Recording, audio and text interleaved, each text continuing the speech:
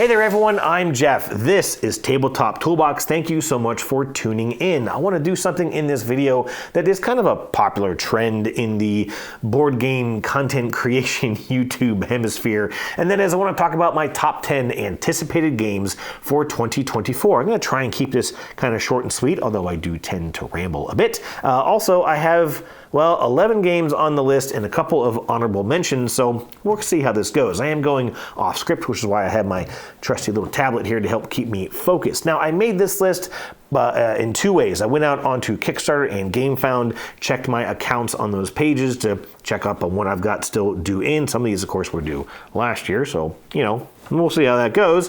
I also went out on Board Game Geek and took a search for any games with the 2024 tag. And I want to mention there's already over 2,000 titles on Board Game Geek that have the 2024 tag. Of course, it doesn't mean they're going to come out this year. They may not even come out for a while. Some of them may not come out at all. But just whittling down through that list, which I only got about maybe 300, 400 games in, was quite the challenge. So this is, just 12 or 15 or so games that I am excited for, and this list is probably going to change quite a bit in the next few months. Anyways, let me go ahead and get started. The other thing I'm going to mention is that I'm going to use some imagery in this video. All these pictures are going to come from Board Game Geek. I can pretty much tell you that right now. I'm not going to do a bunch of crazy editing on this because, again, I want to try and get this video out here before February. We'll see how that works. So let me go ahead and get started. My number 10, which I have two games on my number 10, the first one I'm going to mention is Harmonics. Now, this is by Arcona Games. The designer is Faris Suhami. I apologize if I'm mispronouncing that. I don't have any affiliation with Arcona Games, but I have reviewed one of their other games on the Dice Tower channel, and that was Magna Roma, and I really did enjoy that game. Of course, the designer of the game saw that. Arcona saw that. They were pretty excited to see that review, and so they have communicated with me on some other projects, and I'm hoping, I have reached out to them about Harmonics. I'm actually hoping I can get a preview copy of this because it is not even yet on Kickstarter, which is why I don't think this is actually going to make 2024, which is why I was a little hesitant to put it on my list. But I am really excited about this game. In this game, you are running an interstellar orchestra, and you have to compose, perform, and possibly even record symphonies with a orchestra of aliens playing different instruments, and the components on this look fantastic. It looks like a really neat game with kind of a lot going on in it from the couple of pictures that I've seen. There's kind of a riser of performers, and you're slotting them into this kind of 3D cardboard display. You also apparently have a interstellar ship that you have to upgrade to help you get around and make these performances. It looks fantastic. What you may not know about me is that I performed in orchestras for many years. I played cello ever since I was 8 years old. I did quit back in my 20s. But what you probably do know is that I love space games. So this is kind of like old life and new life mixed together in a way that I am really excited about. So I am really hoping that I can preview this here on the channel. And, feel free to reach out to Arcona and maybe kind of suggest that they reach out to me and get me a preview copy. I'd love to be a part of this project. So that is my number 10.2. Now, just in case that doesn't make it out in 2024, I did add this game as another number 10.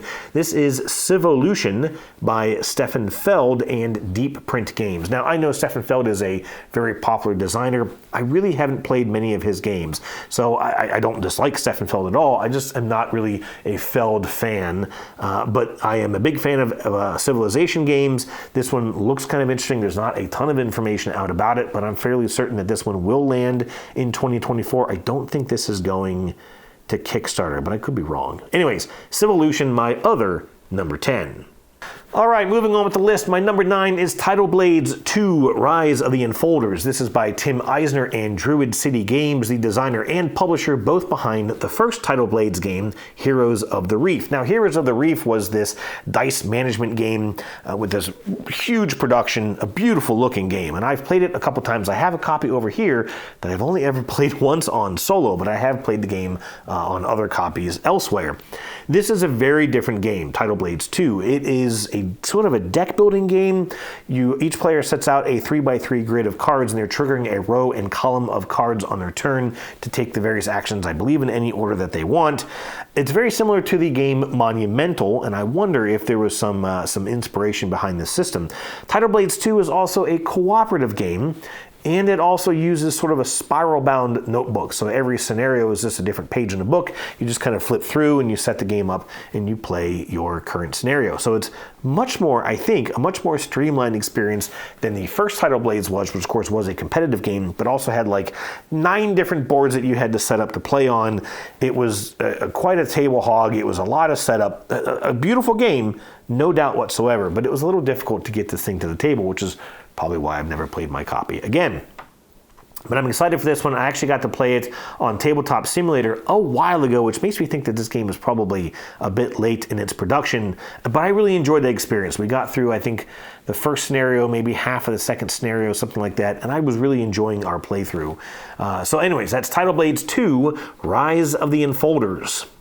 All right, number 8 on the list is my first expansion. It's not the last expansion, and maybe that's cheating, but I don't really care. This is Robot Quest Arena Bot Battle, and what's that? Yeah, see, I knew it. I can already see the anxiety building up in the minds of my good friends Katie and Greg Bowerly of the Meeple Society, and I know what you're thinking, and I'm not going to do it. I'm not going to stoop to that level of, showing any depiction of me hitting Greg with a hammer. I wouldn't do that. It's unprofessional. Now, Jeff's a bully. So this is an expansion to Robot Quest Arena. It's supposed to open up beyond the 4-player count into something like 11 is what it actually says over on the GameFound page. We'll see if that happens. I did actually see a couple pictures of a preview of this that happened at Tantrum Con. I guess they actually had a preview copy there at this convention. I was actually suddenly really bummed that I wasn't there. It showed some of the new robots. What I didn't see was a larger board, so I'm really wondering how 11 players is going to work on the original sized board. But it adds more characters. They had some pictures of some new cards. I love this game. It is just a crazy fun robot battling game. It's a deck builder, which is one of my favorite mechanisms. And it's silly, crazy fun. I've introduced this to a lot of folks. My sister's actually trying to get her own copy. My daughter loves this game because she gets to whoop up on her parents. And so I am just really excited at more content for Robot Quest Arena with its new expansion, Bot Battle, my number 8. Let's keep moving on here. Number 7 is Critter Kitchen. Now this is the same designer, I believe, and the same publisher, Cardboard Alchemy, who made Flamecraft, a just beautiful looking game where you are, it's kind of like people and dragons living harmoniously in this little village. You're trying to help the dragons build up better shops and improve their town. This is, it's not dragons in the theme of this game, but it's kind of anthropomorphic animals, and you're running kitchens and you're trying to do like cooking competitions and make fancy dishes. I don't know a whole lot about the actual even the theme of the game or how it plays. It's the same artist as Flamecraft though, so it looks fantastic, and I'm sure it's going to be a fantastic game. This is kind of one of those that I backed without even thinking about it all that much. I've been getting notifications of needing to finish my pledge, so I think that we will be getting this game probably in the next few months. I'm hoping. Critter Kitchen, my number 7. Number 6 is, am I right on this? No, I'm already not right on this. So it's another space game. I kind of forgot about Phil Harmonics already. This is Andromeda's Edge. This is from Luke Laurie, and it's also from Cardboard Alchemy and Lucky Duck Games, which I'm quite surprised by. That wasn't the publishers I thought I would see behind this. This is the spiritual successor to Dwellings of Eldervale, which was also designed by Luke Laurie. I've played Dwellings of Eldervale a couple of times. I liked it. I thought it was okay. I didn't think it was the incredible game that everyone sort of seemed to think it was. To me, it kind of seemed like at the end of it, you were really just trying to move up these tracks, this kind of a color wheel, and then you got like a multiplier bonus at the end of the game for how many things that you had out of that color multiplied by your level of that color, something like that. I thought it was a fine game, but the scoring didn't really seem to connect too much with the theme and the mechanisms, if that made any sense. And the second time I played it, I just kind of felt, what am I really doing here? This is supposed to be a very similar game, so I kind of realized going into it that it may not be a whole lot different. It may not be a whole lot better. I may not like it all that much more, although again, it is a space theme, that gets my interest right away. And I do know that there's supposed to be some improvement to the game overall. So I am excited for this. I'm a little hesitant going into it, maybe even higher on the list than it should be, but I know it's going to be a big production. I know it's going to be a big game. Everything looks really fancy in the videos and pictures that we've seen so far. So anyways, we'll see how this goes. My number 6, Andromeda's Edge. Number 5, this is Gilded Realms, and I don't know, you may not have even heard of this one. I don't know a whole lot about it. This is from Ivan and Dale Hrushecki. Apologize again if I'm mispronouncing that name. The publisher for this is Sandtime. This came across Kickstarter just a few months ago, not that long ago, and in fact, I think I'm only in for $1 pledge right now. But it looks really neat. This is a kind of a kingdom builder, city builder with a a kind of a castle theme. Looks really neat. There's this idea, if I recall, of you're building out your various kind of like areas of your kingdom, but then you're upgrading, you're sort of stacking onto these things throughout the game. I think it's supposed to have a bit more of an evolutionary idea to it, so it's not just spanning a couple of years, it's supposed to span perhaps a few generations. Looks pretty interesting. The production on this looked really good. I don't know a whole lot about it. I don't know anything about this designer or publisher, but man, it really hooked me on that Kickstarter, and like I said, I threw a pledge in it, and I'm excited to see how this comes out. I think it's due late this year, like October, so not sure if it's going to make it in 2024, but I am excited to look into this one. Number 5, Gilded Realms. Now, number 4 is another space game. Surprise, surprise. I'm really excited for this one, but it also has not hit crowdfunding, so I don't know if it's going to make it in 2024. I think it says it's due out by like December. This is Galactic Cruise. This is by TK King. It's by Kinson Key Games, and it does feature art by Ian O'Toole. And probably because of that, the production of this just looks like a Vital Lacerda game. There's a huge main board. Each player has a significantly sized player board. There's an engine building element to this. You're building rockets with the idea of that they're kind of like cruise rockets, right? They're a party rocket or whatever you want to call it. I did get to meet the designer of this at PAX Unplugged very briefly this past year. Had a good conversation with him. I got to watch some people playing it, and it just looks fantastic. It really looks really good. TK King did talk about maybe getting me a preview copy of this. We'll see if that happens. I'm sure there's a lot of people vying to get their hands on a demo of this game, so we'll see. But looks fascinating. Again, not likely, I don't think, to actually hit 2024, but hopefully it will. Galactic Cruise. All right, number 3, as they say, time for something a little different. This is Let's Go to Japan. This is by AEG. The designer is Josh Wood. I don't know a whole lot about this. I know that there's some set collection elements to it, and I know that, of course, it has a Japanese travel theme. If you don't know, the idea behind this, as I understood, was that Josh was actually planning to take a trip to Japan. He was doing all this work to get ready for his trip, which was scheduled for, I think, like summer of 2020.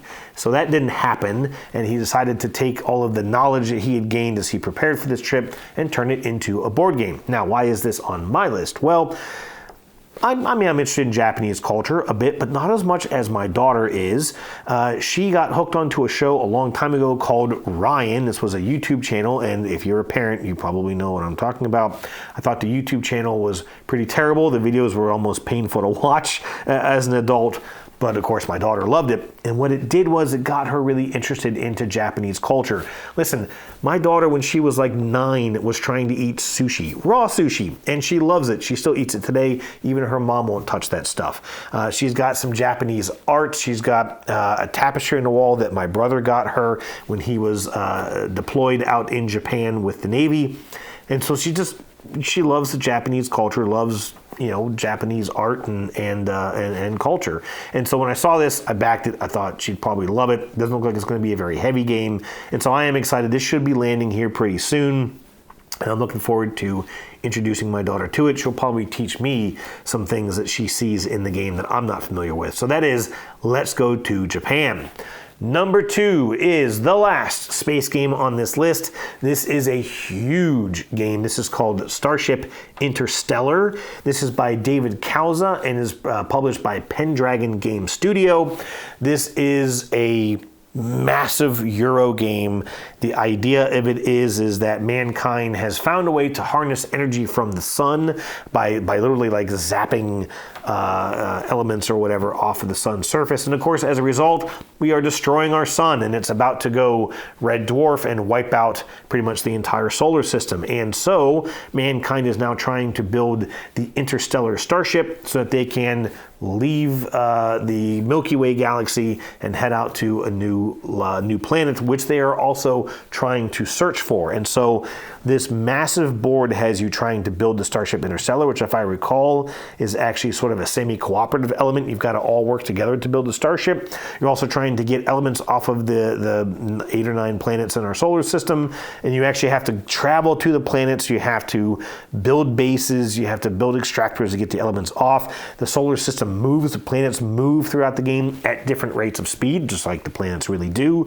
And so you have to kind of plan ahead to whether or not you're going to have enough fuel to get to each planet to get the resources back. You also have a probe that you're trying to send out to find the ultimate home of mankind.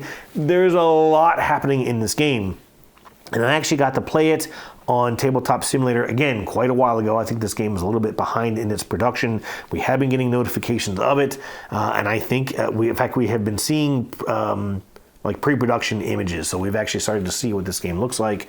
The game on Tabletop Simulator was quite a challenge, teaching this thing to a couple of my friends through Tabletop Simulator and then playing it. In fact, I think after like 3 hours, we'd only gotten halfway through the game. But again, that's, Tabletop Simulator is a lot harder to play on. But it was quite the challenging experience, and I'm really looking forward to getting a physical copy and getting to really dig into this game. Starship Interstellar, my number 2.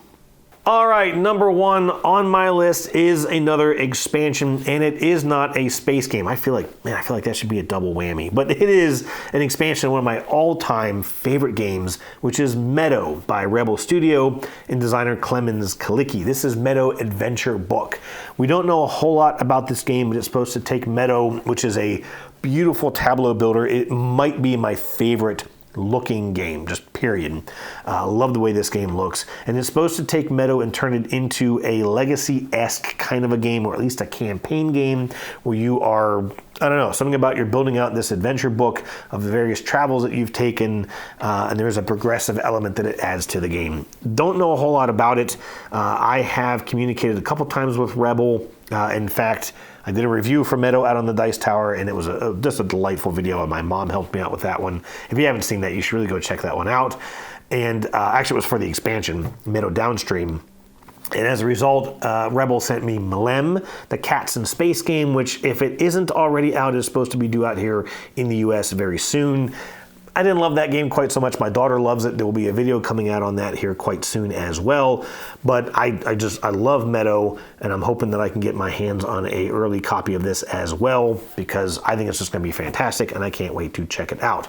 Meadow Adventure Book, my number 1. That is the list. A couple honorable mentions I want to make here just real quick before I wrap this up. On this list, I wanted to put Undaunted 2200 Callisto. Undaunted, of course, is a combat game. I think it's only a 2-player game. I've never played Undaunted.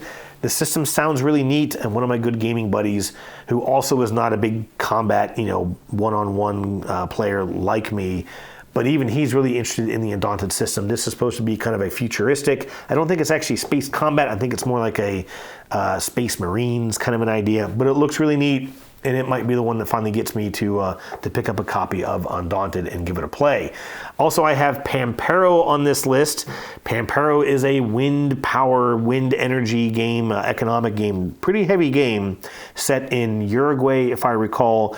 The designer, whose name I am blanking on, I should know it, but he's kind of a like a buddy. He's done some play testing, some work with Vital Lacerda. I did do a preview of this here on the channel on Tabletop Toolbox.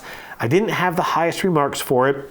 I thought that it had some complexity for the sake of complexity. There's a whole turn order thing that just gets wonky, and if you take an action where you pick up all your cards, you actually shorten the game, which I don't think makes any sense. But this is supposed to start shipping here pretty soon. I'm really hoping that they've made some tweaks to the formula. I'm hoping that it's a better experience than as I got to play it. I'm fearing that it's not, but I am still looking forward to checking out the final production version of Pampero. I also have Imperium Horizons on this list. This is a pretty complex deck builder from David Turtsey. and the other designer. I always forget his name. I apologize. But I do like Imperium. The setup is a bit too much, and the rulebook is still not great. And listen, David Turczi, I feel kind of thinks that he just walks on water and he's amazing because that's what everyone tells him.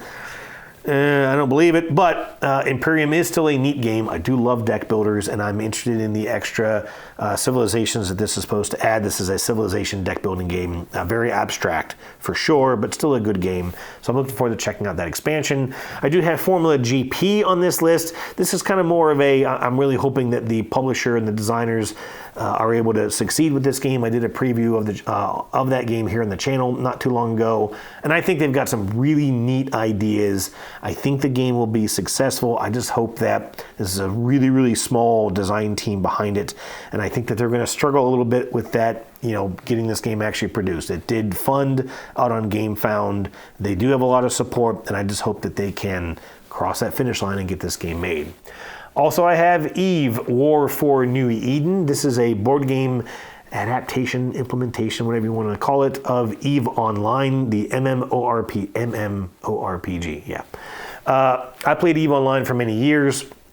This is a 4X space game with kind of like the skin of EVE Online put on top of it. I don't really think there's a lot of EVE Online tie-in based on a preview video that I saw from Mark Street out on the Dice channel. But again, it's the fact that I would get to play with those ships in physical form that still has me excited for this. I don't think it's going to make it in 2024 anyways, but I am excited to check it out. Couple more on this list. I have Lands of the Mesozoic. This was a real small Kickstarter. In fact, the company is listed as being out in Norfolk or Virginia Beach, which is only just a few hours from me. This is kind of a sort of a Wingspan or even a Raising Robots looking game with dinosaurs. There's a lot of card play. There's a lot of interaction between different cards. You're kind of building up a tableau. You kind of have to respect the evolutionary cycle or even the food chain cycle, if you will, of the Mesozoic era. This looks pretty neat, and I think that this game should come out here, hopefully, somewhat fairly soon. Looking forward to checking it out. Joyride Survival of the Fastest is on this list. I was trying to get a pre-production version of this, copy of this game from the Dice Tower, and Chrissy just wasn't letting that happen. But that's okay. It looks really neat. I did end up backing it. It's sort of a destruction derby game where you get to create your own maps. You get like these kind of large boards, and you can set how you want the track to go. So you can create, you know, choke points, you can create figure eights, you can do all kinds of stuff. Looks pretty neat. Looking forward to checking that one out. And the last one on this list is another expansion. This is Ostia Pirates, I believe it's called. This is from Ukabukoya, and I never know if I'm pronouncing that correctly. They made Aqua Garden, which is over here in the wall somewhere. My daughter loves that game. I love that game. And I got to play Ostia at the Dice Tower Retreat just last year. If you saw my Dice Tower Retreat recap video, I talked a good length about that game. They have announced, I think it's the end of this month or maybe the end of February, that it's supposed to launch out on Kickstarter with a new expansion, and I will be grabbing that for sure. That was a really, really fun game, and I don't even know if I need the expansion because there was plenty there to wrap your head around in the base game. But regardless, I'll be picking this one up for sure. Again, may not make 2024, but it will definitely be coming to crowdfunding here pretty soon. Can't wait to get it. Anyways, that is my list of the most anticipated games from 2024. Thanks for watching. I'm also going to give a quick shout out again to my friends Katie and Greg of the Meeple Society. I'd love to see what your anticipated games are for this year. We're going to be bumping into each other here in April and definitely again in September. So maybe we should coordinate on the games that we want to try and get played together. That's it, folks. Wait, hang on, hang on. I forgot about something. I was going to try and make it a point this year to interact a little bit more with my audience because I kind of suck at that. So, hey, what games did I not mention on this list that you are looking forward to? What are some of your anticipated games for 2024? What is something that maybe I didn't mention that you think I should be keeping an eye out for? And also, if you are a publisher and you'd love to see your game featured here on Tabletop Toolbox, reach out to me at tabletoptoolbox@gmail.com. All right. Thanks for watching. Looking forward to checking out the comments. I'm going to have some more videos coming out here soon. I know I keep saying that, but I promise it's going to happen. Thanks for watching. Talk to you soon. Cheers.